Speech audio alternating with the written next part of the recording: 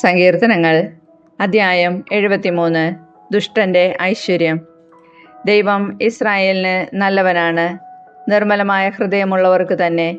എൻ്റെ കാലുകൾ ഇടറാൻ ഭാവിച്ചു, എൻ്റെ പാദങ്ങൾ വഴുതാൻ തുടങ്ങി.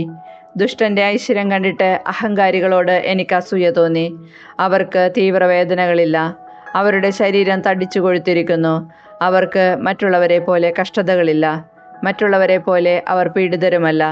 ആകയാൽ അവർ അഹങ്കാരം കൊണ്ട് ഹാരമണിയുന്നു, അക്രമം അവർക്ക് അങ്കിയാണ്.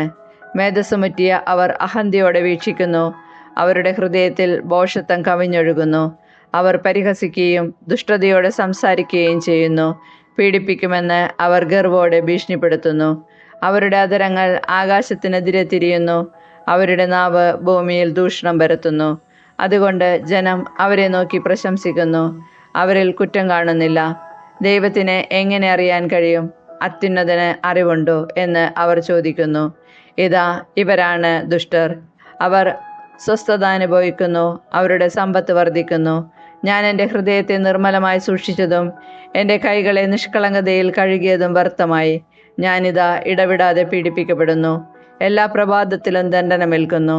ഞാനും അവരെ പോലെ സംസാരിക്കാൻ ഒരുങ്ങിയിരുന്നെങ്കിൽ ഞാൻ അങ്ങയുടെ മക്കളുടെ തലമുറയെ വഞ്ചിക്കുമായിരുന്നു. എന്നാൽ ഇത് ഗ്രഹിക്കേണ്ടത് എങ്ങനെയെന്ന് ഞാൻ ചിന്തിച്ചെങ്കിലും അത് ക്ലേശകരമായി എനിക്ക് തോന്നി. എന്നാൽ ദേവാലയത്തിൽ ചെന്നപ്പോൾ അവരുടെ അവസാനം എന്തെന്ന് ഞാൻ ഗ്രഹിച്ചു. അങ്ങ് അവരെ തെന്നുന്ന സ്ഥലത്ത് നിർത്തിയിരിക്കുന്നു, അവർ നാശത്തിലേക്ക് വഴുതി വീഴാൻ അങ്ങിടയാക്കിയിരിക്കുന്നു.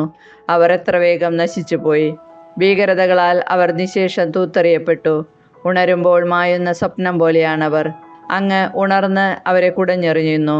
എൻ്റെ ആത്മാവിൽ കയ്പ് നിറഞ്ഞപ്പോൾ, എൻ്റെ ഹൃദയത്തിന് മുറിവേറ്റപ്പോൾ ഞാൻ മൂഢനും അജ്ഞനുമായിരുന്നു.